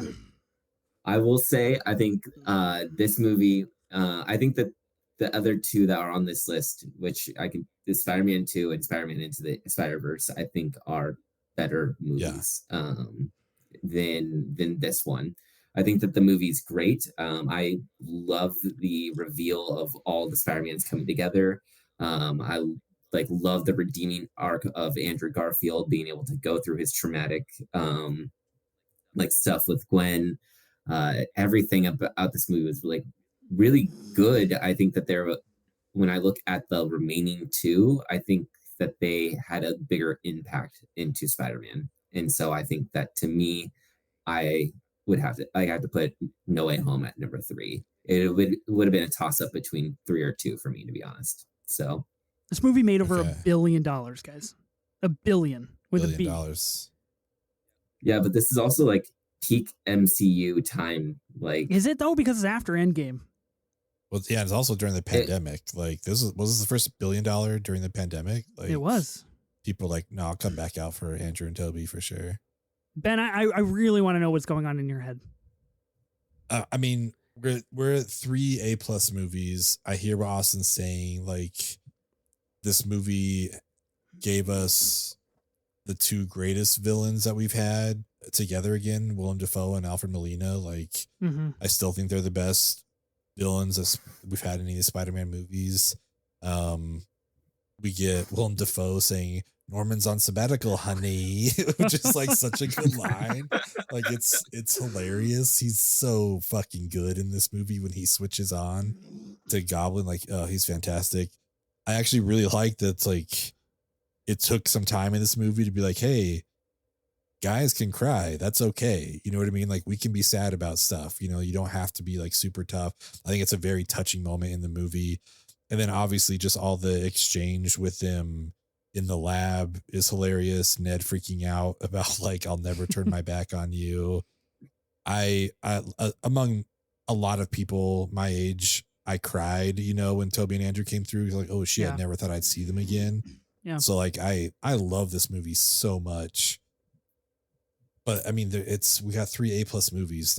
It's all top 3. I don't know what to say.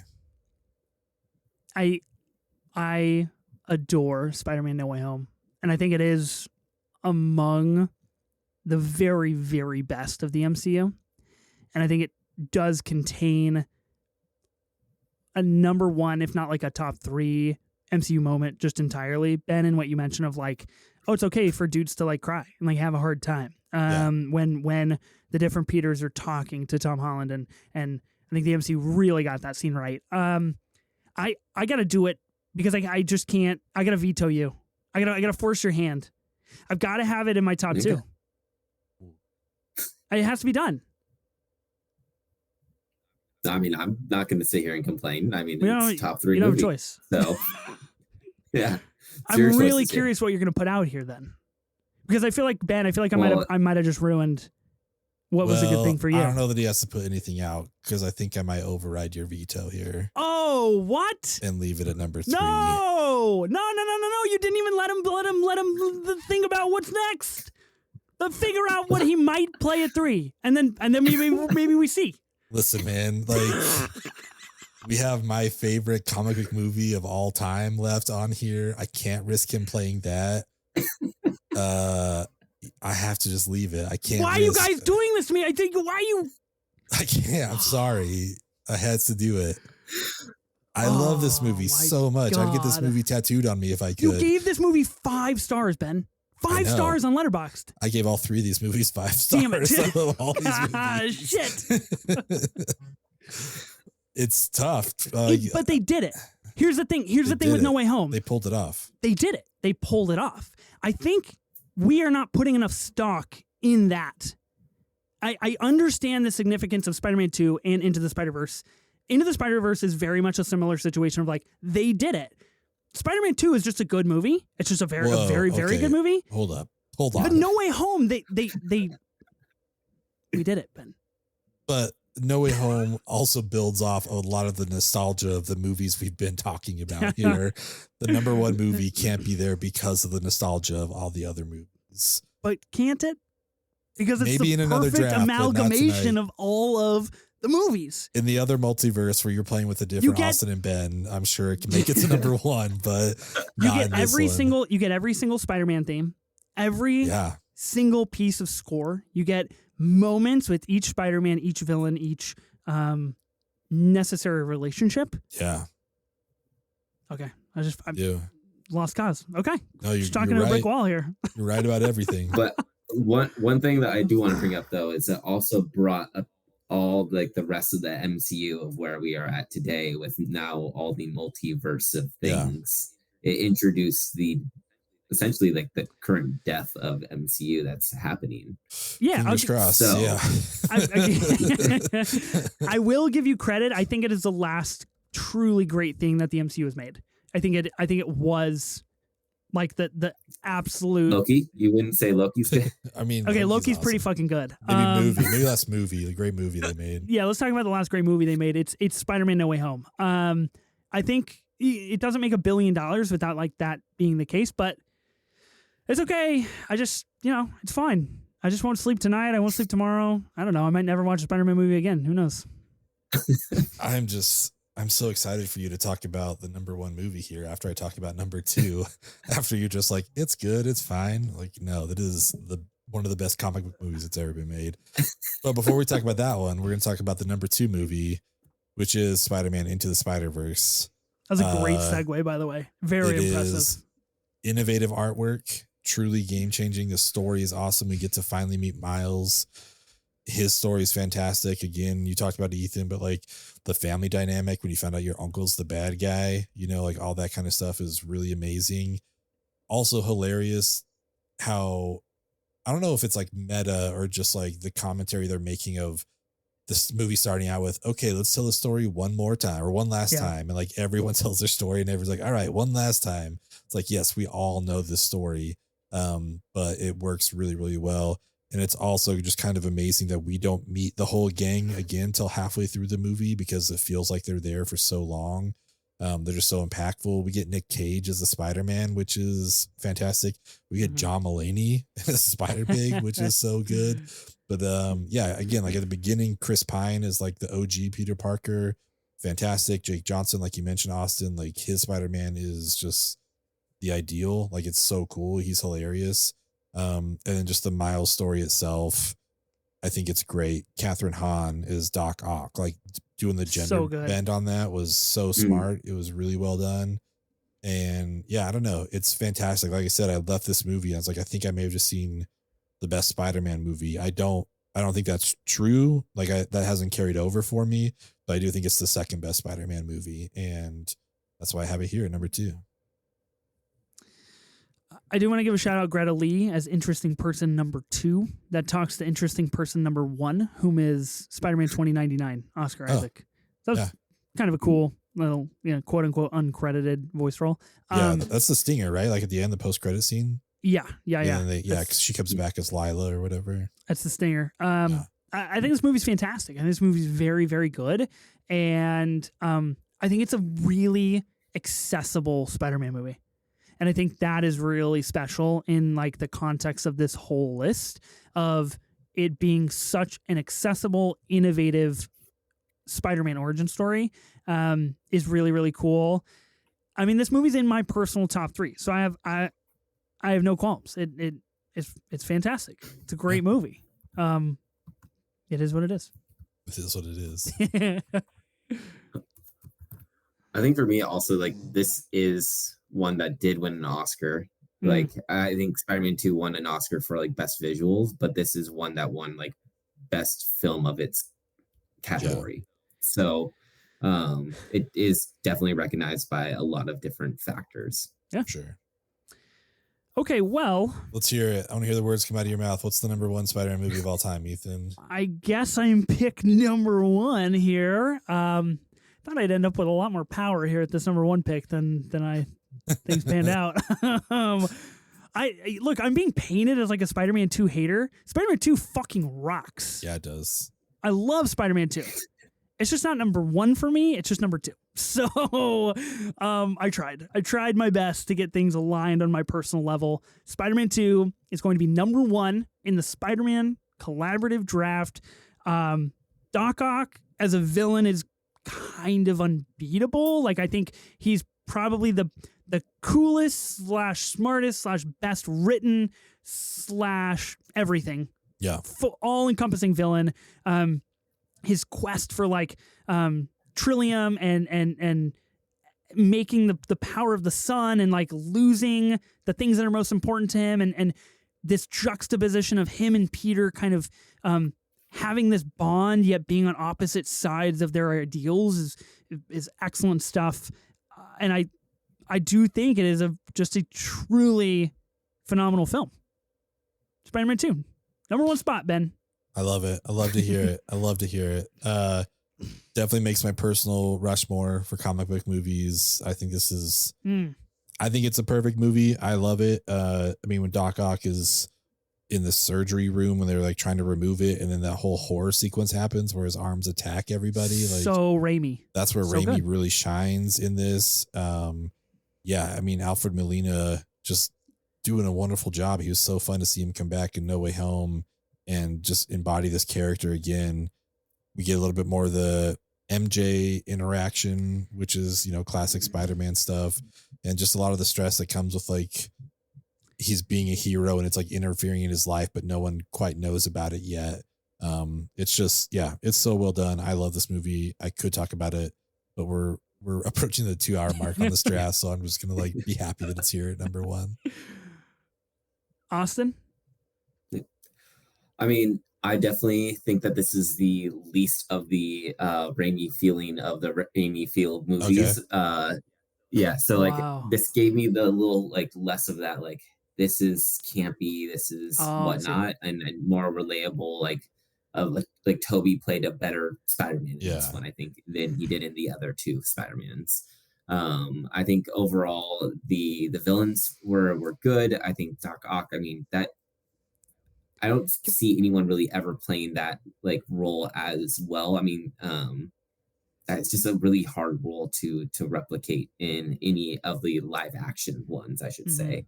So it would be really difficult to be like, who's going to be a Doc Ock for Tom Holland that's not, I'm blanking on his name, but yeah. Yeah, Alfred Molina. So, yeah. And I think like his death scene at the end was just so good too. Like it was very selfless at the end there. Yeah. And that's what we got to see in like into the No Way Home, like really well. So I think it's got actually a lot of Raimi touch in my opinion. And I think it's got probably the coolest, at least Spider-Man, maybe comic book transition of all time. And like the classics Raimi eyeball zoom.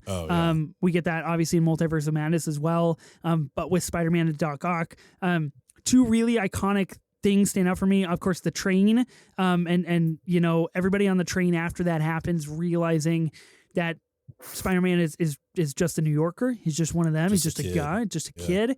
And then the second being that kind of chase for Aunt May that we get going on the buildings and Doc Ock just totally abandoning all responsibility for anything that's going on around him just to get what he wants and what he needs. And that is very horrific to like not only put Aunt May, but like put an old woman in that position where you're just like, oh my God, Doc Ock is like coming after you. This is horrific, truly frightening. I love this movie. And we get Harry finding out about the reveal, right? From Doc Ock, like bringing Spider-Man to him and that whole thing. It's just like, Peter's like, I don't have time to deal with this. Like, I'll explain it later why I killed your dad, but I gotta go. Like, yeah, it's so good. Yeah, it's really, really good. Okay, I'm gonna recap what we got here. So, number 13, Morbius. Number 12, Venom 2, Let There Be Carnage. Number 11, The Amazing Spider-Man 2. Number 10, Venom. Number 9, Spider-Man 3. Number 8, Across the Spider-Verse. Number 7, Spider-Man Far From Home. Where'd that fall? That was I just wanted to skip right over that one. Number 6, Spider-Man Homecoming. Number 5, The Amazing Spider-Man. Number 4, Spider-Man. Number 3, Spider-Man No Way Home. Number 2, Into the Spider-Verse. And number 1, Spider-Man 2. Austin, how you feeling about the draft overall? How do you think it went? Wish Andrew was a little higher, but oh my God, he's at number 5. Austin, what more do you want? He's in the top 3. He's in the top 3. That's awesome. Ben, how you feeling about the draft? I honestly, great. My top 4 is exactly what the top 4 was on my outline. So oh I'm my pretty God, happy about that. I can't lie. Well, knowing that just made this draft significantly worse. Oh my gosh, I was literally about to be like, you know what, not terrible, and then you said that, so here we are. Not terrible, yeah. Shucks. You know, I mean, I'd move some things around. I'd do a little handiwork here and there to rectify the wrongs of this list. But at the end of the day, the top 3 on this list are, if not identical, they are the same as my top 3 on my personal list. So I can't complain too much about that. I think we've identified what makes Spider-Man movies good and what makes some of them bad. And I think also like the nostalgic power of Spider-Man and of this generational handover of actors and storylines and what we're getting and how we're getting it delivered to us is all very, very interesting and fascinating. When's our next collab draft? I don't know. That's a great question. Ben, do you know? Hard to say. I have no clue what the next one is. We shall see. Austin? Oh, maybe in a galaxy far, far away. Who knows? Oh, that's true. Might be in a galaxy far, far away. I guess we'll find out when we get there. Yeah. It takes a long time to get on all the way over there. Austin, obviously, thank you for coming on this podcast. I think this is, as of now, probably the longest episode of the Movie Draft podcast. It's definitely the longest pod that I've personally been on. I think that speaks to the essence of Spider-Man. So, Austin, thanks for coming on this show, man. I really appreciate it. Thank you both for having me. I appreciate it. You played Morbius at the right spot. Otherwise, this could have been really bad. So, yeah, I'm glad. You know, I thought about number 1 overall. I know, I'm glad you played it where you did. Yeah. I would have loved to live in a reality where you just tried to inch that up the list little by little and just to see how far it would go. Yeah. Just to test us a little bit. I could have. I wanted to play Chaos. I thought about throwing Spider-Man 2 in number 13 right away. Oh, man. God, I think rough. Ben would have just totally just left the pod. I'm like, I'm going home. Oh man. Well, huge thanks, Austin, for joining the draft.